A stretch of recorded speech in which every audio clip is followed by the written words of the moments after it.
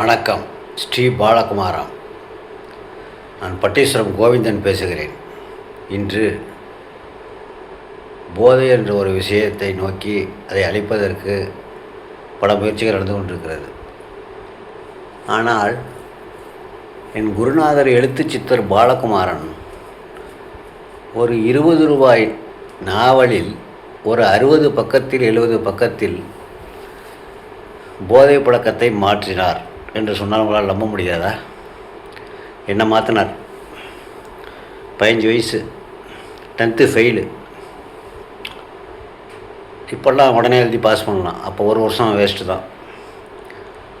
ஒரு வருட காலம் என் மனம் போதையை நோக்கி சிறிது சிறிதாக நகர 21 வயதில் உச்சகட்ட போதை.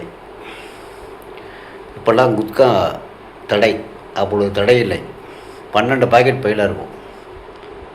மது, ஒரு நாளைக்கு 2.5 பாக்கெட் சிகரெட்.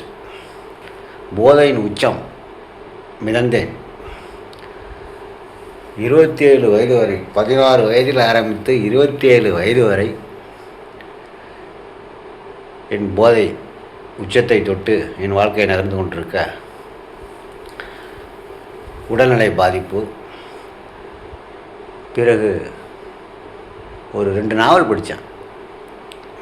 என் கண்மணி தாமரை, காதல் பெருமான், ரெண்டும் புரட்டி போட்டுச்சு. 2 நாவல்களும் புரட்டி அடிச்சுது என்ன. என் தாய் சொல்லி கேட்காததை, என் தந்தை சொல்லி கேட்காததை, இறைவனடி சேர்ந்த என் மனைவி சொல்லி கேட்காததை, மருத்துவர் சொல்லி கேட்காததை என் குருநாதர் சொல்லி ட்ரில் பண்ணி இறக்குனாருங்க. நீ எங்கே நிற்கிற, இதுக்கப்புறம் 10 அடி வச்சா எங்கே போய் விடுவா தெரியுமா அப்படின்னு ட்ரில் பண்ணி இறக்குனார். 60 பக்க நாவல், 20 ரூபாய்.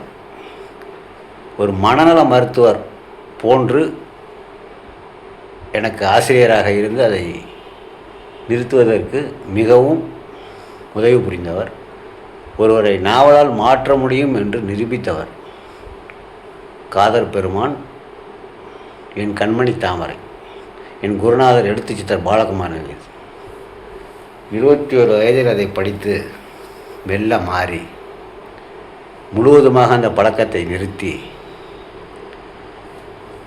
பிறகு அயல்நாடு நோக்கி சென்று 12 ஆண்டு காலம் அயல்நாட்டிலே வேலை புரிந்து அங்கு எப்பொழுது மன உளைச்சல்கள், உடம்பு சூழ்நிலை மாறுதல் எல்லாம் ஏற்படும் போது அவருக்கு ஒரு ஃபோன் பண்ணுவேன். மாதத்துக்கு ஒரு தடவையோ 2 தடவையோ. என்னடா கோவிந்தா, எப்படா இருக்க? என்னடா ரொம்ப நாளாக ஃபோனே காணும், அடிக்கடி ஃபோன் பண்ணுறா, நல்லா இருக்கியாடா? இந்த வரியை கேட்டவுடன் கமலஹாசன் படத்தில் வர்ற மாதிரி பார்த்துக்கலாம். அது ஒரு தைரியம், 100 யானை பலம் தைரியம் வரும் அந்த குரல். அவர்தான் என் குருநாதர் எழுத்து சித்தர் பாலகுமாரன் அவர்கள். அப்படி தைரியம் கொடுத்தவர். ஒரு போதை பழக்கத்தை ஒரு 20 ரூபாய் நாவலில் 280 கிலோமீட்டர் அந்த பக்கம் உட்கார்ந்து கொண்டு ஒரு மனிதனை மாற்றுகிறார் என்றால் அவரை குருநாதர் என்பதா, கடவுள் என்பதா, காதலர் என்பதா, என்னவென்று சொல்வது?